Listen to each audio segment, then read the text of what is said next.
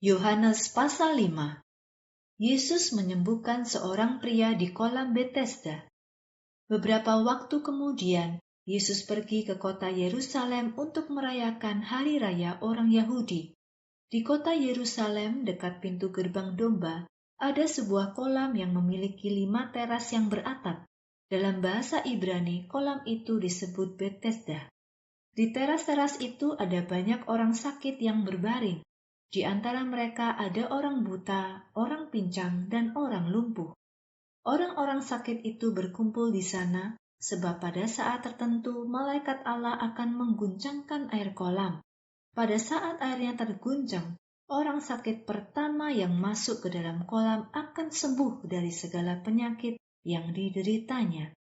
Di situ ada seorang yang sudah sakit selama 38 tahun. Ketika Yesus melihat orang sakit itu berbaring di sana dan mengetahui bahwa ia sudah lama dalam kondisi seperti itu, Yesus bertanya kepadanya, "Maukah kamu sembuh?" Orang sakit itu menjawab, "Tuhan, tidak ada orang yang menolongku turun ke dalam kolam ketika airnya terguncang. Ketika aku berusaha masuk ke dalam kolam, orang lain sudah lebih dahulu masuk sebelum aku." Yesus berkata kepadanya, "Berdirilah, angkat tikarmu dan berjalanlah." Seketika itu juga, orang itu menjadi sembuh, lalu ia mengangkat tikarnya dan berjalan. Tetapi hari itu adalah hari Sabat. Maka orang-orang Yahudi berkata kepada orang yang baru sembuh itu, "Hari ini hari Sabat, kamu tidak boleh mengangkat tikarmu." Tetapi orang itu menjawab, "Orang yang telah menyembuhkan aku, dialah yang menyuruhku, angkat tikarmu dan berjalanlah." Mereka bertanya kepadanya, "Siapa orang yang menyuruhmu, angkat tikarmu dan berjalanlah?" Tetapi orang yang baru sembuh itu tidak tahu siapa yang menyembuhkan dia, karena Yesus telah menghilang bersama dengan orang banyak di situ. Kemudian Yesus bertemu lagi dengan orang yang sudah sembuh itu di dalam bait Allah, dan Yesus berkata kepadanya, "Sekarang kamu sudah sembuh, karena itu jangan berbuat dosa lagi, supaya tidak terjadi padamu hal yang lebih buruk lagi." Kemudian orang itu pergi dan menceritakan kepada orang-orang Yahudi bahwa Yesuslah yang sudah menyembuhkannya. Karena Yesus melakukan hal ini pada hari Sabat, maka para pemimpin Yahudi mulai membuat masalah dengan dia. Tetapi Yesus berkata kepada mereka, "Bapakku terus bekerja sampai hari ini, jadi aku juga tetap bekerja." Karena jawaban ini, orang-orang Yahudi berusaha lebih keras lagi untuk membunuh Yesus. Menurut mereka, Yesus bukan saja sudah melanggar hari Sabat, bahkan ia juga berkata bahwa Allah adalah Bapanya. Itu berarti ia telah menyamakan dirinya dengan Allah. Yesus memiliki kuasa Allah. Tetapi Yesus menjawab mereka, "Sesungguhnya aku berkata kepadamu, anak tidak dapat mengerjakan sesuatu dari dirinya sendiri. Ia hanya dapat melakukan apa yang telah dilakukan Bapanya. Karena apa yang dikerjakan oleh Bapa juga dikerjakan oleh anak. Bapa mengasihi anak, dan ia menunjukkan segala sesuatu yang dikerjakannya kepada anak. Bahkan, Bapa akan menunjukkan kepada anak perbuatan-perbuatan yang lebih besar dari semuanya itu, supaya kamu menjadi takjub. Seperti Bapa membangkitkan orang mati dan memberi mereka hidup, begitu juga anak memberi hidup kepada orang-orang yang diingininya. Bapa tidak menghakimi seorang pun, karena ia telah memberikan semua penghakiman kepada anak.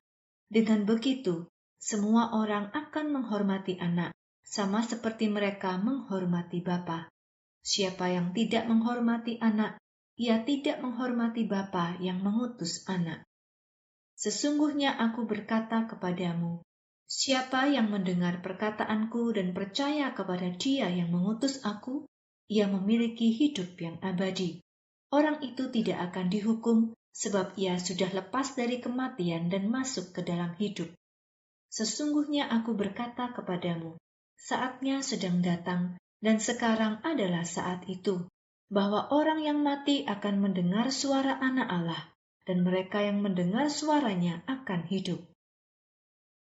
Sama seperti Bapa memiliki hidup dalam dirinya sendiri, demikian juga Ia memberi kuasa kepada Anak untuk memiliki hidup dalam dirinya sendiri. Bapa juga telah memberi kuasa kepada Anak untuk melaksanakan penghakiman, karena Ia adalah Anak manusia. Jangan kamu heran mendengar hal ini, bahwa waktunya sedang datang ketika semua orang yang ada dalam kubur akan mendengar suara Sang Anak. Semua orang mati akan keluar dari kuburnya. Mereka yang telah melakukan hal yang baik akan bangkit untuk hidup selamanya, sedangkan orang-orang yang berbuat jahat akan bangkit untuk dihukum. Aku tidak dapat berbuat apa-apa dari diriku sendiri. Aku menghakimi sesuai dengan apa yang telah kudengar. Penghakimanku adil, sebab aku tidak mencari keinginanku sendiri, tetapi keinginan Dia yang mengutus aku. Yesus berbicara dengan pemimpin Yahudi. Jika aku bersaksi mengenai diriku sendiri, kesaksianku itu tidak sah. Tetapi ada saksi lain yang bersaksi untukku, dan aku tahu bahwa kesaksiannya itu sah. Kamu sudah mengirim orang kepada Yohanes Pembaptis, dan ia telah memberikan kesaksian yang benar. Tetapi kesaksian yang aku terima bukan dari manusia. Aku mengatakan hal-hal ini supaya kamu diselamatkan. Yohanes itu seperti lampu yang menyala dan memberikan cahaya. Sedangkan kamu akan bersukacita dalam terangnya untuk sementara waktu. Tetapi aku mempunyai kesaksian yang lebih besar daripada kesaksian Yohanes. Kesaksian itu adalah pekerjaan-pekerjaan yang Bapa serahkan kepadaku untuk kuselesaikan, yaitu pekerjaan-pekerjaan yang sedang aku kerjakan. Pekerjaan-pekerjaan inilah menjadi bukti bahwa Bapa yang telah mengutus aku. Bapa sendiri yang mengutus aku telah memberi kesaksian tentang aku. Kamu tidak pernah mendengar suaranya dan tidak pernah melihat rupanya, dan firman-Nya juga tidak tinggal di dalam kamu, karena kamu tidak percaya kepada Dia yang diutus oleh Bapa. Kamu mempelajari kitab suci dengan teliti, karena kamu menyangka dengan begitu kamu dapat memiliki hidup yang abadi. Padahal kitab sucilah yang memberi kesaksian tentang aku. Tetapi kamu menolak untuk datang kepadaku untuk menerima hidup itu. Aku tidak menerima pujian dari manusia, tetapi aku mengenal kamu. Aku tahu kamu tidak mempunyai kasih kepada Allah di dalam dirimu. Aku datang atas nama Bapakku dan kamu tidak menerima aku. Tetapi jika orang lain datang dalam namanya sendiri, kamu menerima dia. Bagaimana kamu dapat percaya jika kamu menerima pujian satu sama lain, tetapi tidak mencari pujian yang datang dari satu-satunya Allah yang esa?